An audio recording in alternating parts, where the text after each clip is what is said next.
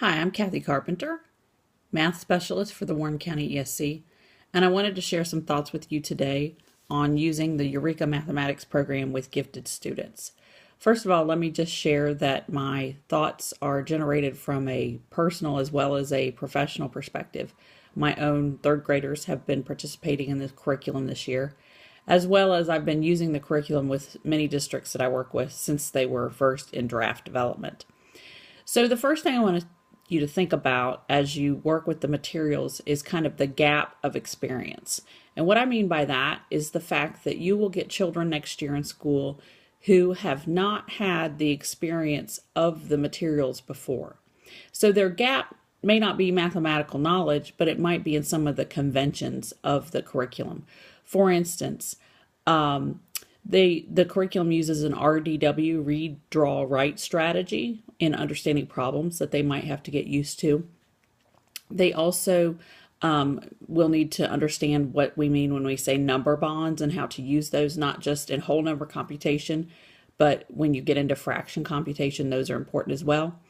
And then finally, another one that comes to mind is the sprints, where the fluency practice might be a structure that these students are not accustomed to, particularly since it builds on a progress model and not just getting them all correct and looking for patterns in their fluency. So those are three ideas that come off at the top of my head immediately that you want to think about in that experience of their gap with respect to the materials. You'll, I'm sure, find others as you start through the process. The second point I'd like to raise is the misconception that gifted students will have an easier time with these materials than regular students. I've actually found in many places that the opposite is the case. This curriculum requires students to be patient and thoughtful in their problem solving, and sometimes with gifted students they want to rush through their work and they explain their answer with something like, "I got the answer right because I just know it."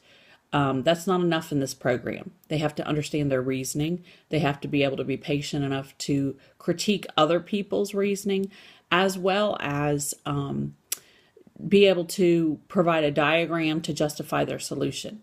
So there's a thoughtfulness and a depth in the response, that we're not just about getting a right answer in mathematics, and we're not just about working the most number of problems in our assignment.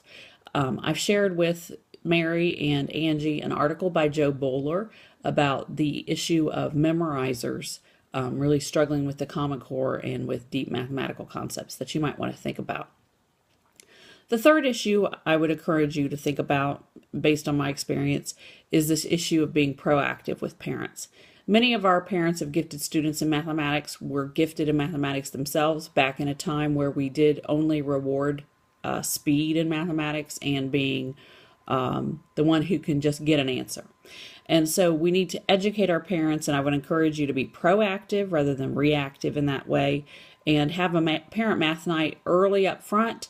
You could also point the parents to some of the video supports that are available to implement the curriculum, as well as really help them understand the point of the homework and how it matches some of the concept development and application problems in the lessons. So that will also help make your implementation smoother. So those would be three just quick points I would raise. I would encourage you to share other questions you may have with your support people and get them to me. I've also shared several video resources that will get you started. It's really important that you also think about the need that you might have to look back in previous grade levels in the curriculum to get a sense about what's going on in terms of vertical understanding of mathematical ideas.